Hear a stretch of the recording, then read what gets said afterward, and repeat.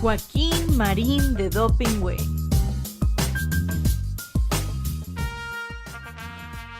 ¡Atención! Paso redoblado. ¡Ya! Joaquín Marín de Dopingüe, Joaquín Marín de Dopingüe. Que los cielos y la tierra se estremezcan, que las águilas dejen de volar, que los mares con sus olas rompan piedras. El programa ya está por comenzar. Desde el palco los longevos periodistas, cada viernes a las 12 deben pasar las noticias que trascienden la semana, puros datos, las notas nada más. Con los chistes de Marín, la memoria de Joaquín, ya se dicen, alburean, no se abruman entre sí, no se alegran ante nadie, cada uno es un misil, resistiendo los embates desde aquí. Joaquín Marín de Dopingüe, Joaquín Marín de Dopingüe, Joaquín Marín de Dopingüe. Ya estamos al aire como todos los viernes en todas mis redes, en todas las plataformas. ¿En dónde? Pues en arroba carlosmarín_soy. ¿Y qué estamos empezando? Joaquín Marín de Dopingüe. Carlitos querido, ¿cómo estás? Bien, Joaquín, contento de verte. Pues un día después del 2 de octubre, que desde luego no se olvida, pero también porque me impresionó mucho la presentación que hiciste del libro del querido Ciro, de No me pudiste matar. Y me parece que junto con la entrevista que le hiciste el martes, pues es como, para mí, como de lección de periodismo, de vida, de muerte, de todo. En fin, ya nos ocuparemos de ese tema. Pero por lo pronto, bueno, ayer fue 2 de octubre, también algo platicaremos. Pero pues hoy o antier empezó el segundo año de gestión de Claudia Sheinbaum en la presidencia de la República. Sí, el miércoles, el 1. Y con excepción del combate a la delincuencia, que desde mi punto de vista ha sido sobresaliente y creo que en mucho ayudó la presión estadounidense, no veo un cambio sustantivo respecto del gobierno anterior. Yo veo obviamente que el contraste más notable, porque estás hablando de vidas humanas, es el de la seguridad. Haber reducido el último año de López Obrador con el primero de Claudia Sheinbaum un 32% el número de homicidios es un logro. ¿Por qué? Porque, Carlos, incluso el viernes pasado, se cometieron 32 homicidios en un día, cuando con López Obrador hubo días que superaban los 120. Entonces, son muchos, sí, todavía son muchos, pero eran más 120. Y estamos hablando de otra cosa, de una decisión política, de actuar contra los criminales en pos de la mayor demanda de los mexicanos, que es la seguridad. Sí, en eso la presidenta le da el clavo, porque la seguridad de la población es lo que explica el nacimiento de los estados. Claro. Lo primero que hace es asegurar la vida de la gente. Y entonces, en ese sentido, le pega el clavo. Pero fíjate que también hay una propensión, desafortunadamente, en algunos sectores de ese noble, bullanguero, solidario, bailarín y guadalupano pueblo mexicano, hay sectores en donde pareciera que genéticamente se les da por actuar de manera criminal. Lo vemos, por ejemplo, con el saqueo de transporte, y el miércoles hubo 3 linchamientos un muchacho que quería pasar, no sé dónde lo lincharon, lo mataron a golpes. En Oaxaca, a 5 personas que iban a cobrar un dinero los encontraron asesinadas al día siguiente. Es decir, es frecuente que las turbas o algunas turbas se comporten así, y eso yo creo que no está en manos del gobierno, es un asunto cultural. Es un asunto cultural de la sociedad, pero yo me refería a lo que es el mayor contraste, para mí del régimen de la presidencia de Claudia Sheinbaum con el de López Obrador. Se acabó el cuento de los abrazos. Sí, Se acabó el cuento de que yo respeto a los delincuentes porque son seres humanos y también tienen derechos humanos. ¿Y que las víctimas no eran seres humanos? ¿Y que las víctimas no tenían derechos humanos? Y que él hablaba con ellos porque ellos lo escuchaban o con sus mamás, con su calidad moral, y si no los acusaba con sus mamás para que lo regañaran. Puros pinches cuentos y engaños, Carlos. Bueno, como el cuentazazo, qué tomadura de... Bueno, qué cuentacuentos, qué mitómano este cuate, que se había acabado el huachicol. Bueno, no, y el mejor servicio de salud del mundo. Rebasamos a Dinamarca y no nos dimos cuenta. Y que se dejaba de llamar Andrés Manuel López Obrador si faltaban medicinas. No sé cómo se llame ahora. ¿Margarito? No. ¿No? Pues qué Margarito. Pues no sé, pues, si se cambió de nombre, bueno, no sé. Se puede llamar Joaquín, Carlos. El Cartujo de la chingada. ¿No te gusta? Porque se encerró. Es el nombre de su finca. Sí. Allá de su remozada finca, Porque remozada, equipada y protegida cabronamente. Ahora, está bien. Hasta con un cuartel militar ahí a un lado. Carlitos, le pusieron el Tren Maya con su estación. Le hicieron... ¿Cómo con su estación? Sí, hay una estación del Tren Maya ahí, en Palenque. Sí. Yo creí que el nombre de una estación del Maya. No. Ya. No. Le pusieron una estación del Tren Maya. Sí. El aeropuerto, el hospital del IMSS y un cuartel militar. Aparte, obviamente, de todos los arreglos internos que le hicieron. ¿Y equipamiento? Y el equipamiento, sí. ¿No? Eso de que, pues es una modesta, no, hombre. Traigo un billete de 200 pesos. Sí, todavía miserable de un tipo que le llaman molécula de shit, ¿sí? Uy, sí, es uno de muchas moléculas con derecho de pase o de asiento, derecho de apartado en las mañaneras. Sí, y al servicio del miserable de Jesús Ramírez. El DJ de López Obrador. Sí, nada más que hoy es el coordinador de asesores de la presidenta, es el presidente del Plan México y es integrante de los 7 de este comité que preside Pablo Gómez. Para redactar la iniciativa de reforma política, qué barbaridad. Bueno, pues maneja estos sujetos, ¿sí? Debe ser quien envió a ser despreciable a la finca de López Obrador. Sí, pero primero, fíjate, dice Rufián qué barbaridad, que voló a Chetumal y de ahí se echó 9 horas de tren para llegar. Pues hay vuelo directo a Tulum y a Palenque. ¡A Palenque, hombre! Sí, hay vuelo directo a Palenque, ¿sí? Pero yo creo que... Qué bueno que no lo pasó a visitar a la gobernadora en Chetumal. Sí, qué bueno que no quiso hacer escala en Panamá. Sí, o en Tapachula, como...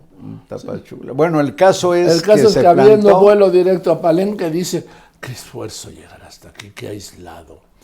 Volar a Chetumal y luego 9 horas de tren. No, pues se podía haber ido Villahermosillo también.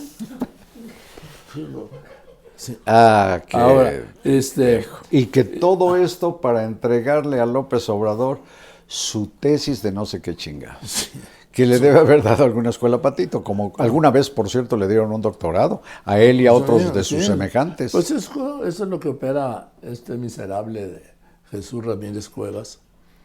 Y fíjate, lo manda ahí. Pero lo manda en una fecha muy importante porque es el va a aniversario. entrar el segundo año de la presidenta y además, pues qué poca madre, en vísperas de la conmemoración del 2 de octubre, qué bárbaro. Sí, pero lo manda justo en el aniversario, en el primer año, el día que cumple la presidenta su primer año de gobierno. Como para que vea a quién le sirven.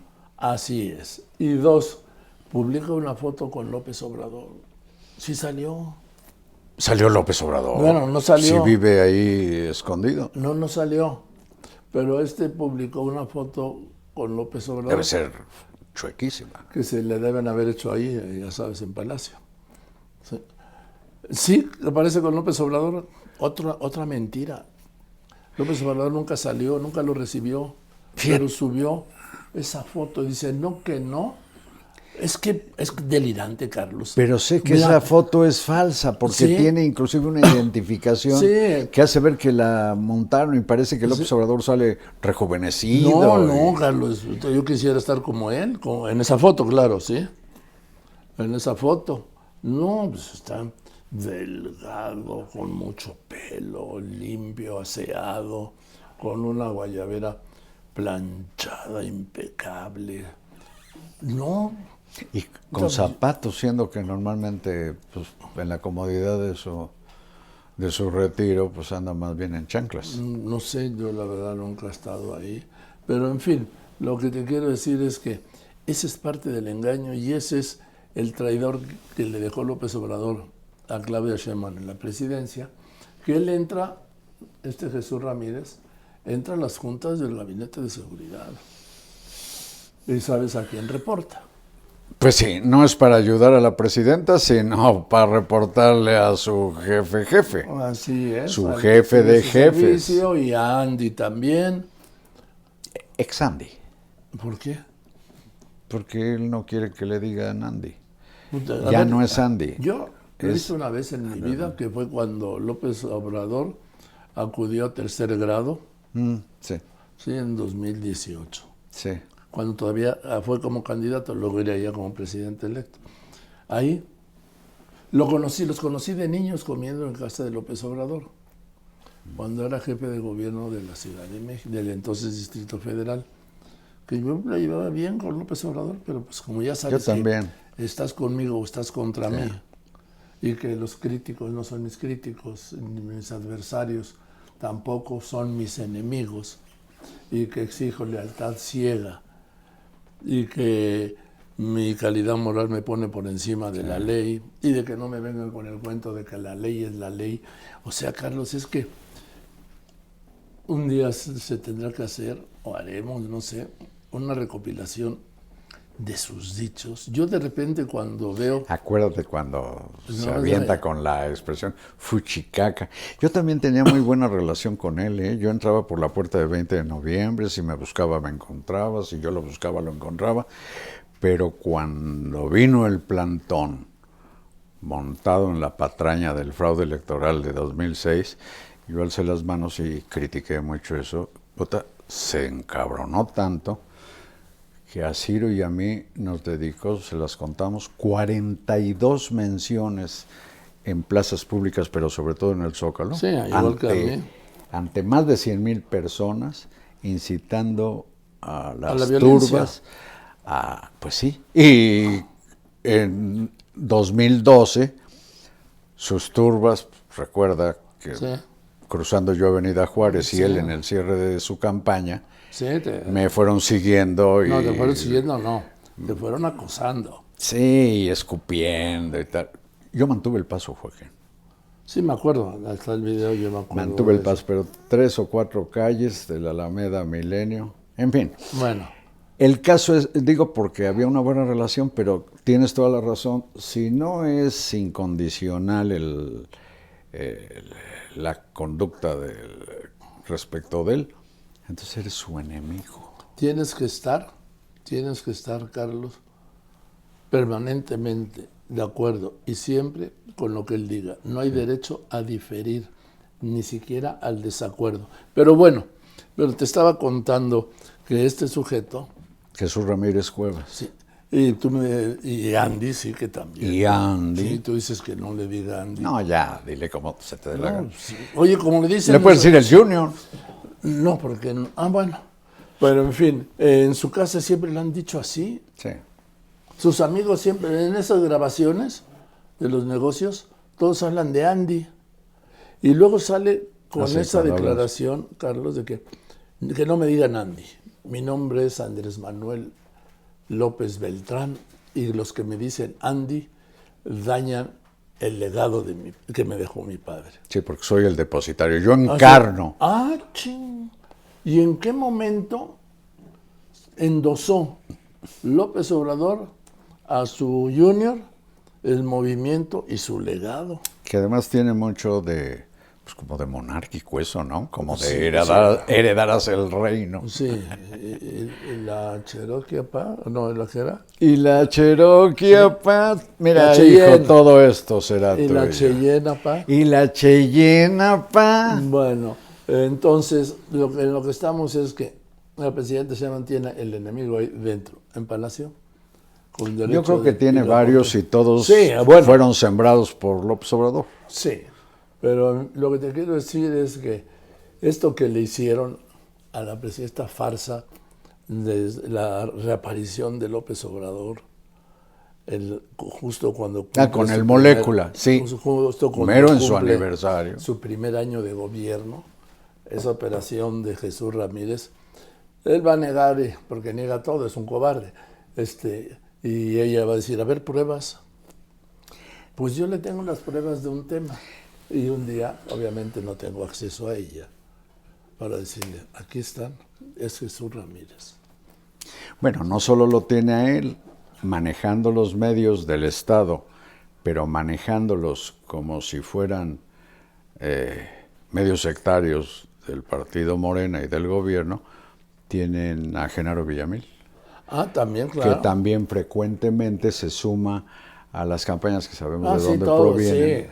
Sí. Y luego contra periodistas, contra la y libertad luego de expresión. tiene, Carlos, otra herencia, que es como un consejo de comunicación o de información, donde está el Fisgón, Chíngale. Pedro Miguel, Epigmenio Ibarra, Jesús Ramírez.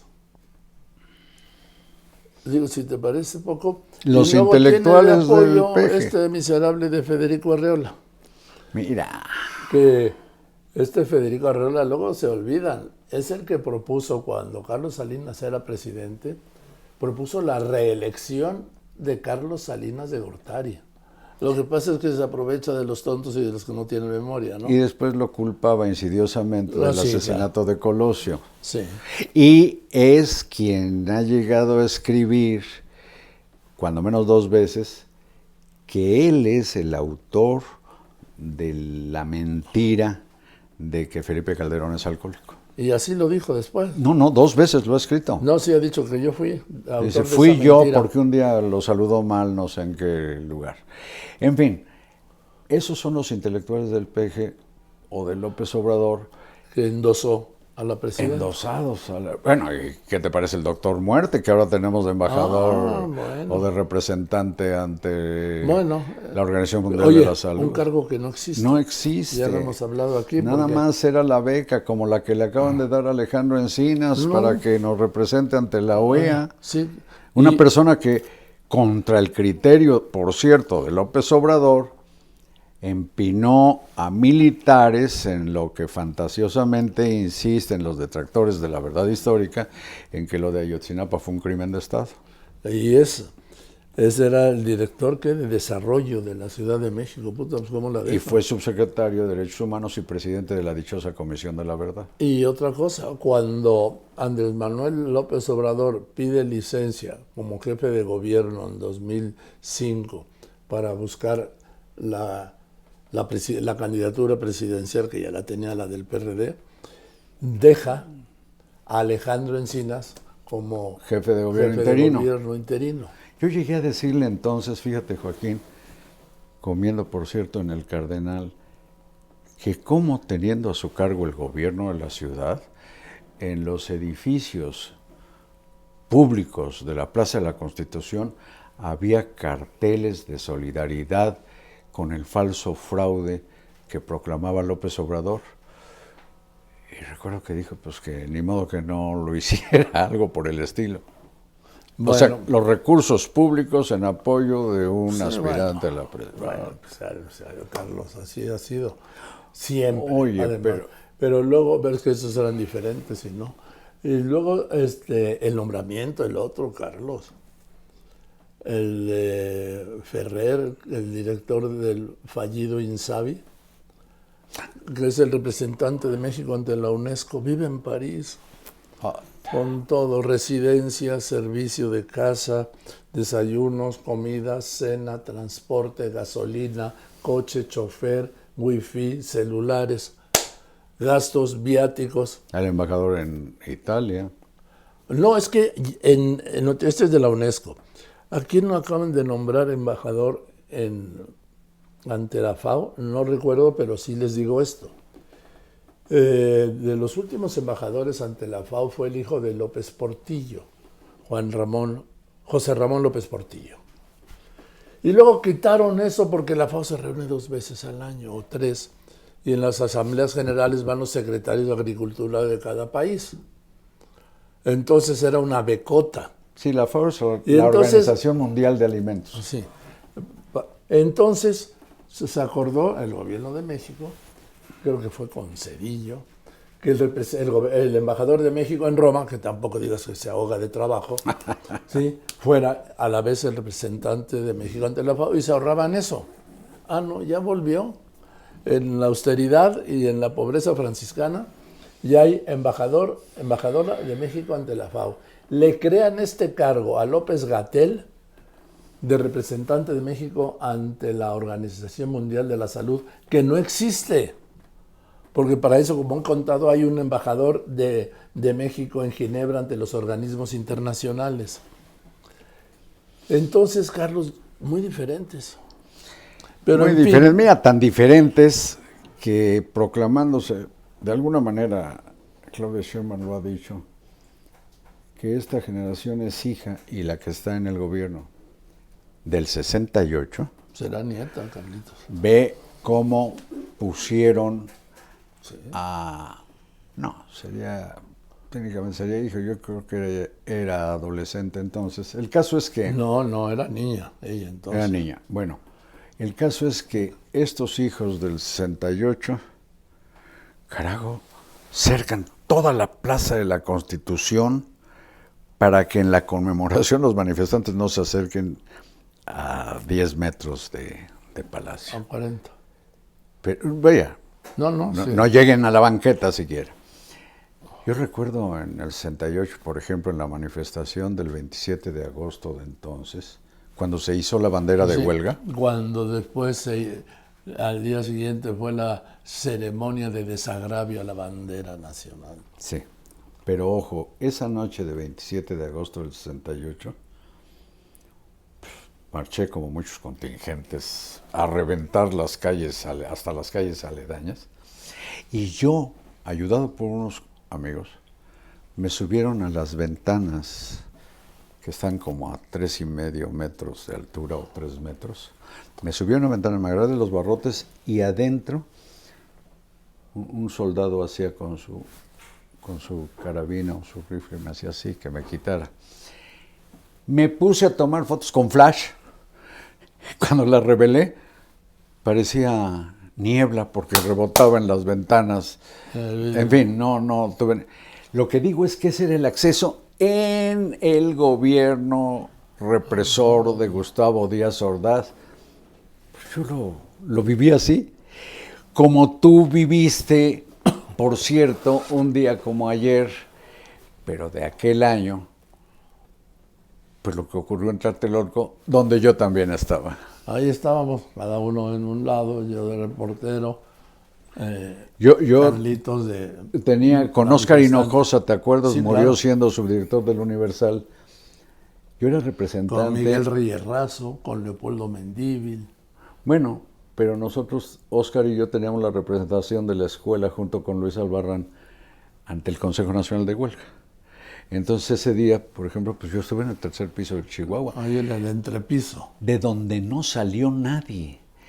Pero por mi forma de ser le dije a Óscar, oye, la fiesta está allá abajo. Nos bajamos, nos sentamos en la escalinata. Sí. Y del Chihuahua no salió nadie. El Batallón Olimpia tenía la instrucción de detener al Consejo Nacional de Huelga. Y ahí estaba Oriana Falachi. Ahí estaba Oriana Falachi, que por cierto, le dieron un tiro Sí, y quedó herida. Y nunca vio la plaza, pero después decía que hubo 500 muertos. En fin, bueno, sí, cosa le que llevaron no es a cierto. Rubén Leñero. Cosa que Yo no es ahí cierto, la vi pero en tú la ibas madrugada. como reportero Sí.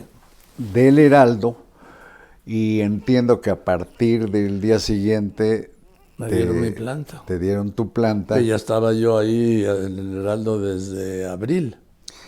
Bueno, Y cuando yo llego al Heraldo estaban pues, dos de mis más antiguos amigos del periodismo, Miguel Reyes Razo y Leopoldo Mendívil. órale.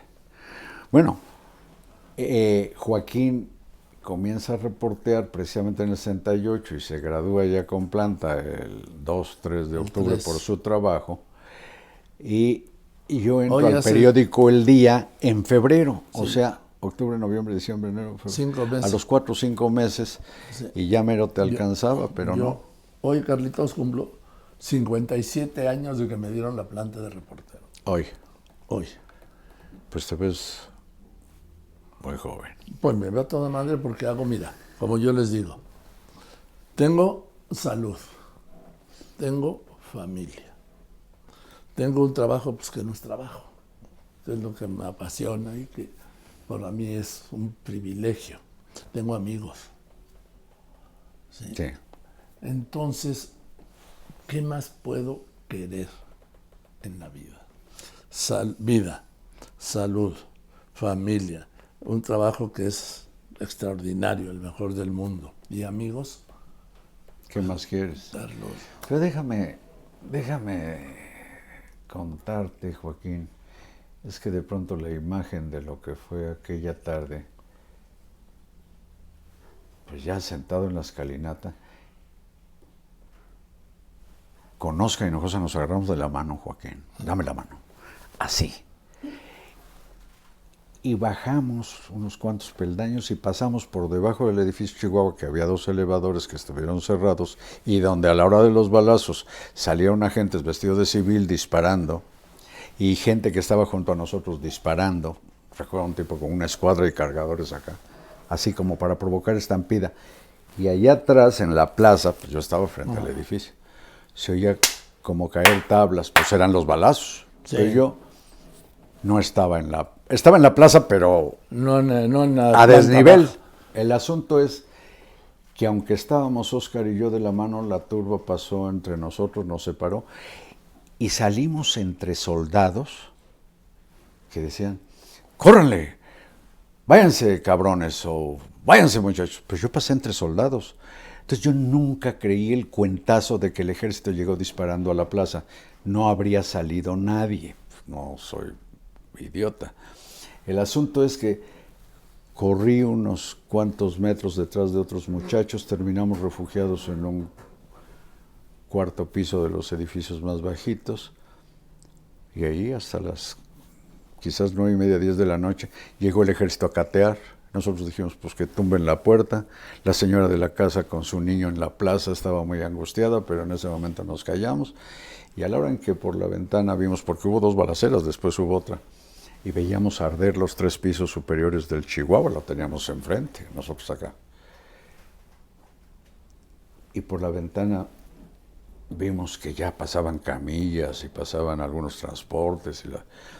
Total, nos animamos y fuimos saliendo de 2 en 2. Entonces, cuando yo salgo, tuve la fortuna de que venían 2 viejitos con una bolsa de pan. Y yo, en el acceso al edificio, me dice la señora o el señor, agárrate de mi brazo. Me agarró de su brazo y salí haciendo así y cojeando como si estuviera yo enfermo. Y me sacaron hasta la avenida y salí entre patrullas, porque del otro lado de Relaciones Exteriores no salió nadie, estaba el ejército, pero aquí eran patrullas y ya me cruzaron y así salí 10 y pico de la Yo me noche. acuerdo los cadáveres apilados ahí en el atrio de la iglesia a las 10:30 de la noche, la fila de chavos y chavas ahí en la lateral de lo que era Relaciones Exteriores, subiéndolos a camiones de aquellos de transporte. Y recuerdo, Carlos, de ahí me fui al Rubén Leñero. Ahí me encuentro a esta mujer y ahí estaban los heridos.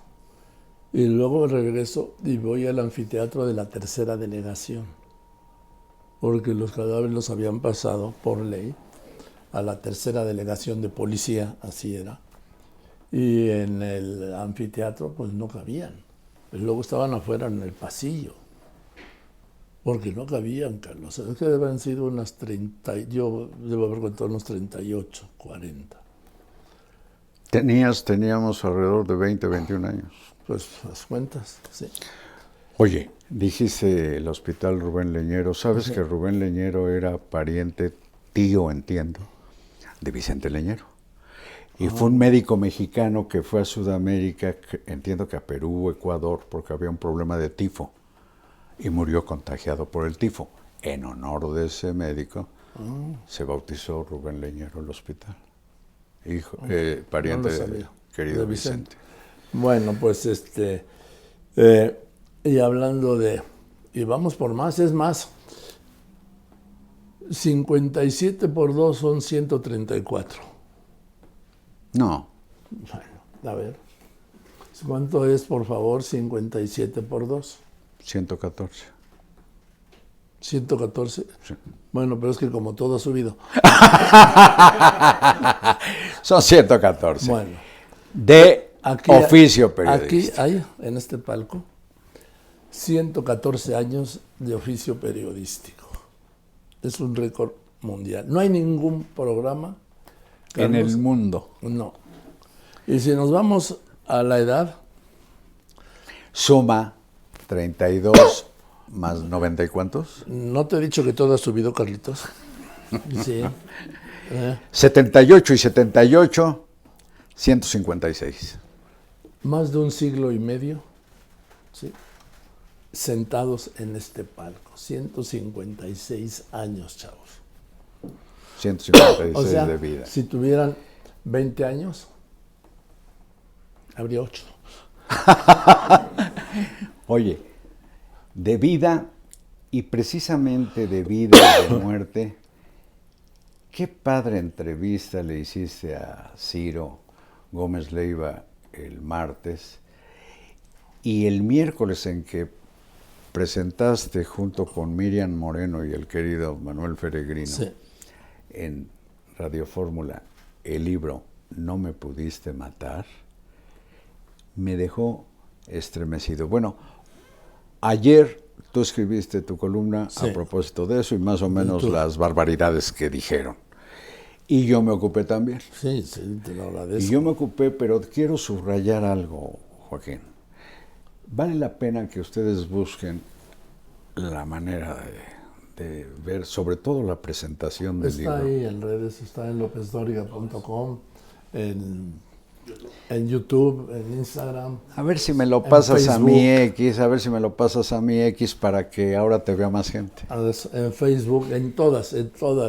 Pero mis te redes comenzarán y en a todas ver las algunos plataformas. gracias a que los vas a pasar. Sí, claro. Bueno, el asunto es que hubo un gran final en la presentación cuando le dices a Ciro, tú dices que fue la suerte, yo digo que fue un milagro, yo digo que fue Dios quien te salvó la vida.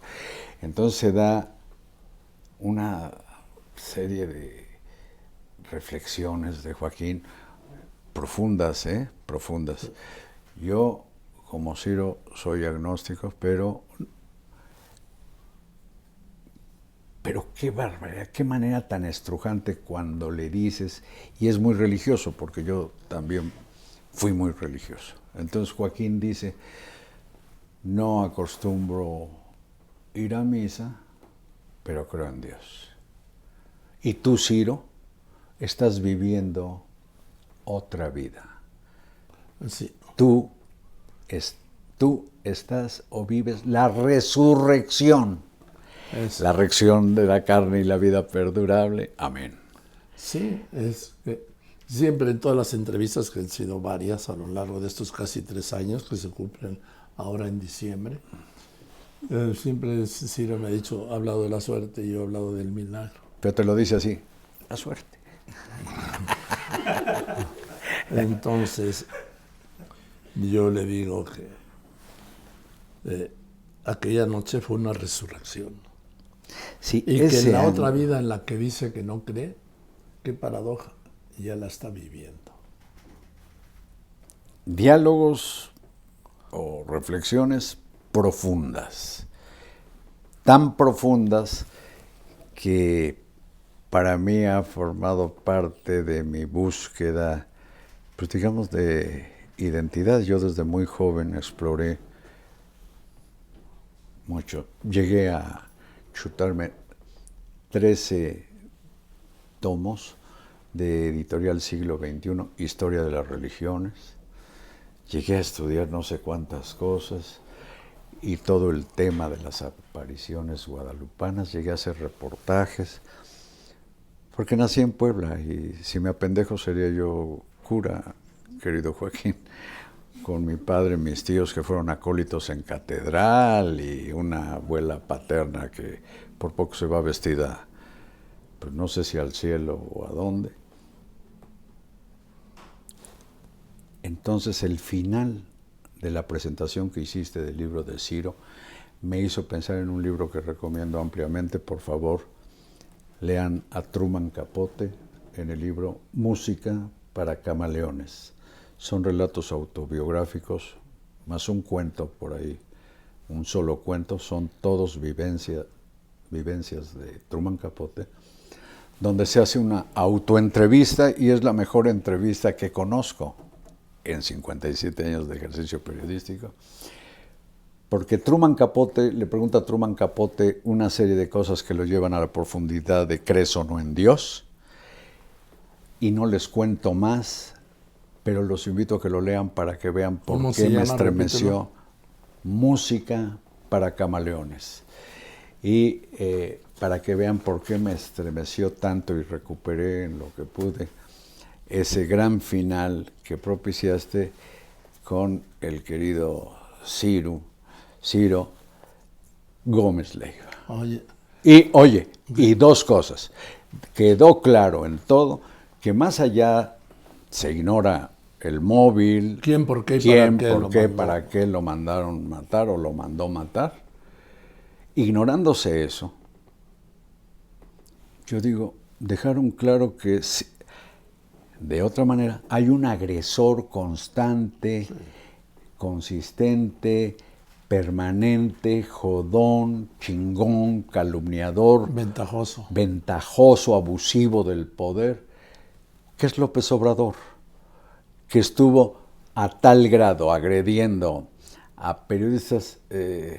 Por supuesto te tocaba a ti, oye, hasta a mí me tocaba, o a mí también me tocaba, no sé. A mí 261 veces. Bueno, el asunto es tan masoquista que las va contando. Bueno, hay manera de saber cuántas veces. A tal grado que la víspera de que un cabrón le disparara 9 o 10 tiros, casi todos dirigidos a la cabeza y la cara de Ciro, el día anterior, o sea, 14 de diciembre del 22, López Obrador se chutó esa pendejada de quien lo escuchara a él, a Loret o a Sarmiento, pues iban algo así como a infectarse el cerebro. No, le dijo que le saldría un tumor en el cerebro.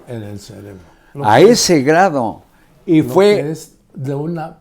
Mire, no sé, perdón, si esa afirmación es más malévola que... Es maligna. No, malévola. Bien. Sí, perversa que pendeja. No sé qué es más.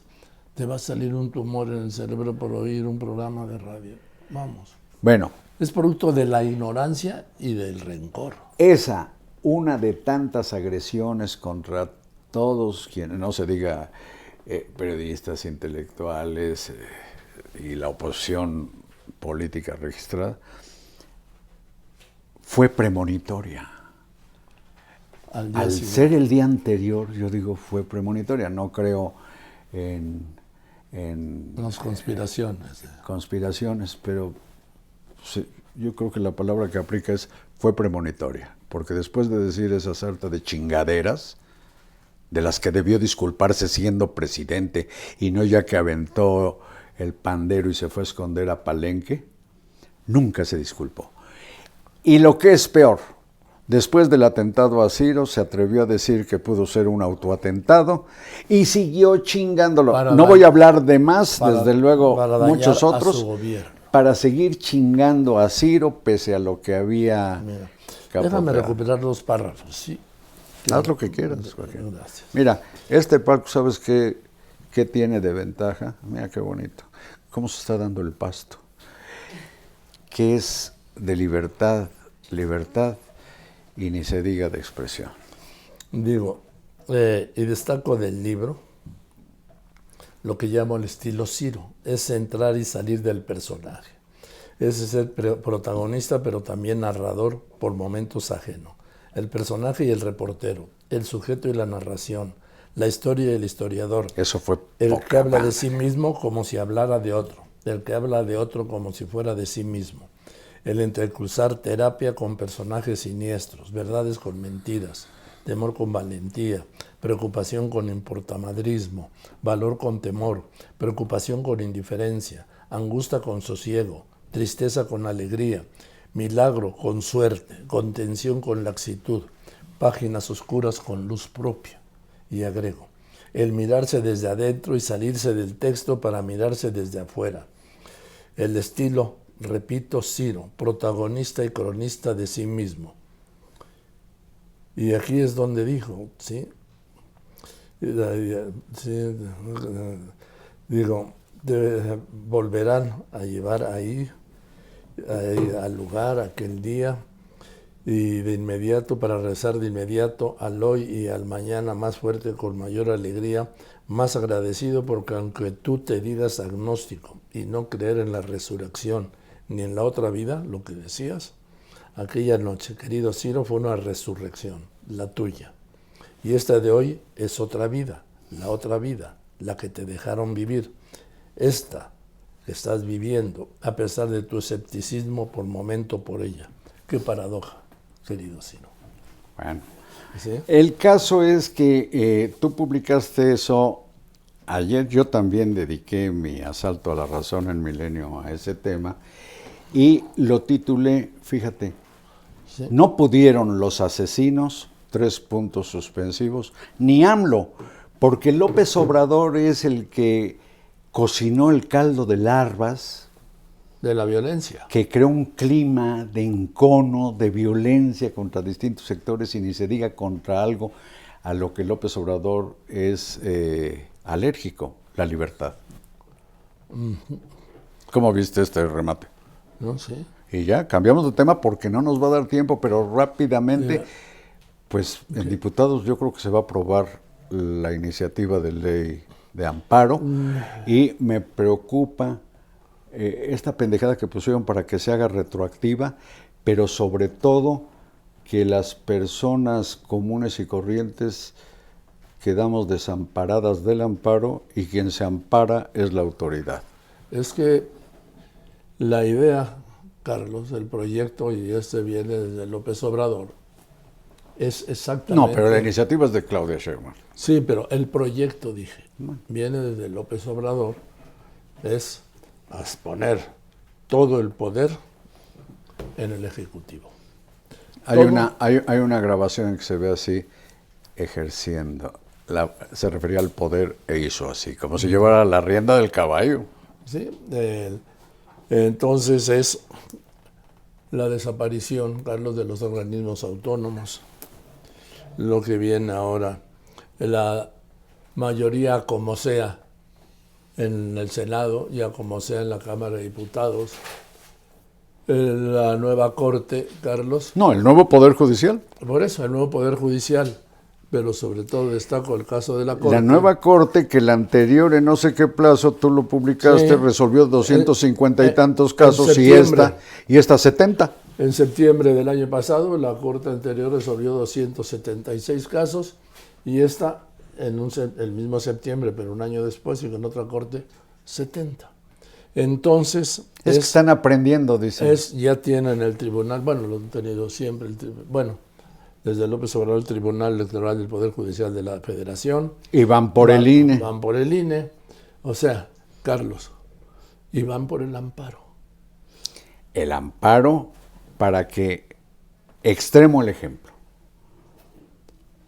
si algún pendejo juez o jueza, magistrado, magistrada, ministro o ministra, me quisiera o diera la orden de que me fusilaran, cosa que está prohibido, yo no puedo recurrir a un juez a decir que me ampare, porque cuando resuelva según el proyecto, pues yo ya estaré gélido y pudriéndome de muerto.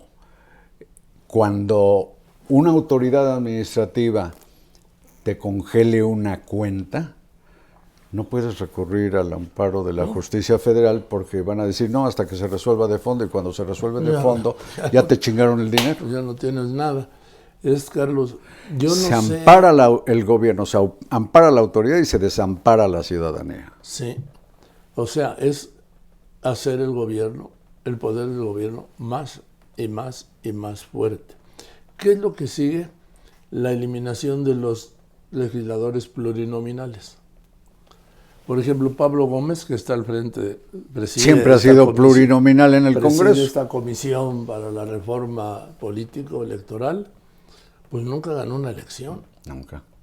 Él no sé cuántas veces ha sido diputado y senador, hasta diputado de la Asamblea de la Ciudad de México.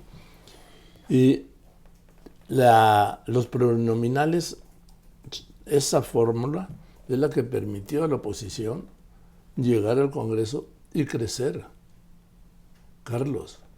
Y por eso... Y ahora encabeza la Comisión de la Reforma Política. Claro, porque están en el poder, Carlos. Mira, tiene un atractivo, acabar con el fuero, ¿eh?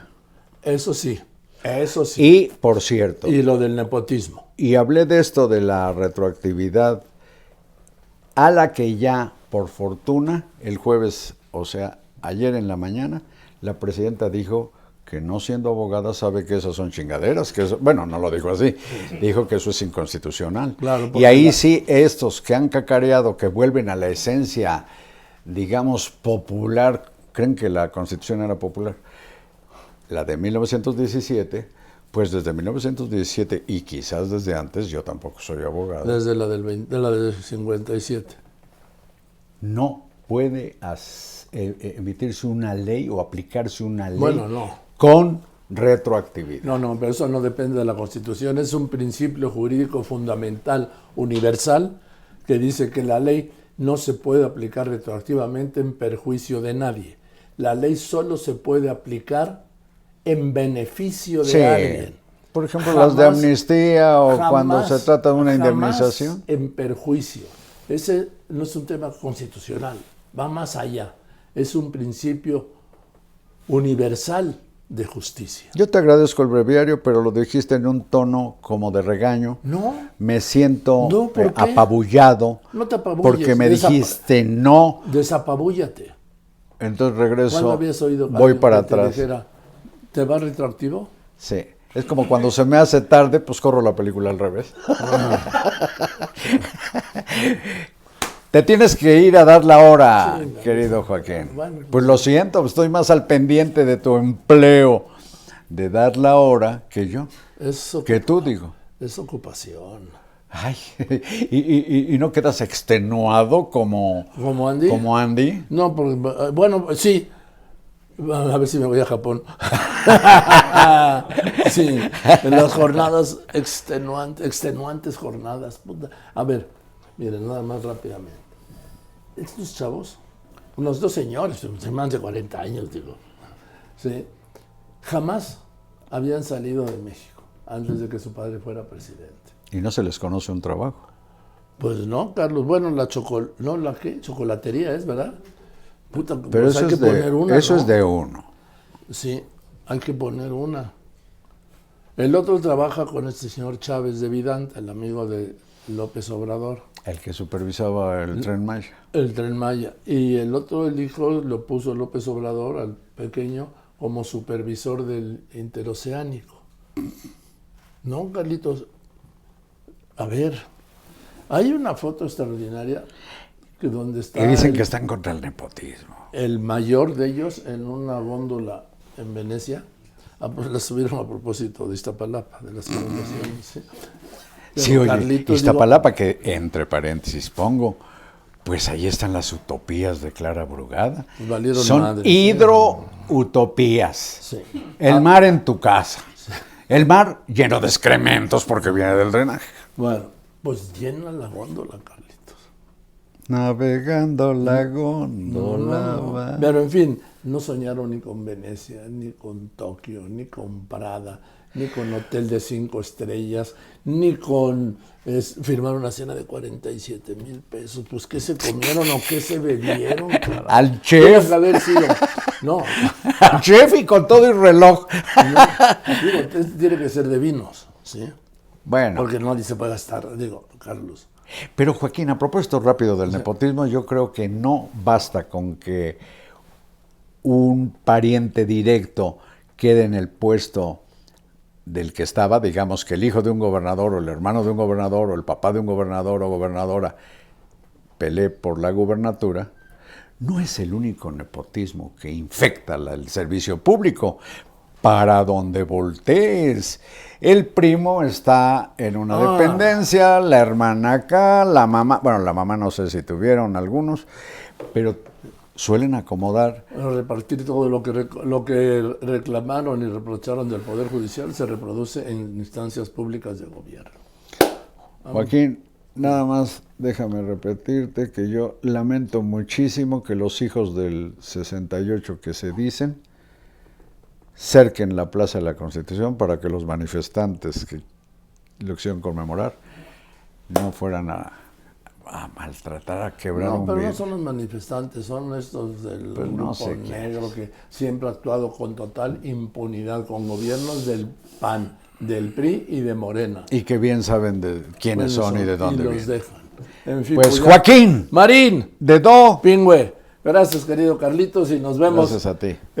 con el estreno el próximo viernes, pero ya sabe que estamos en todas mis redes, en todas las plataformas.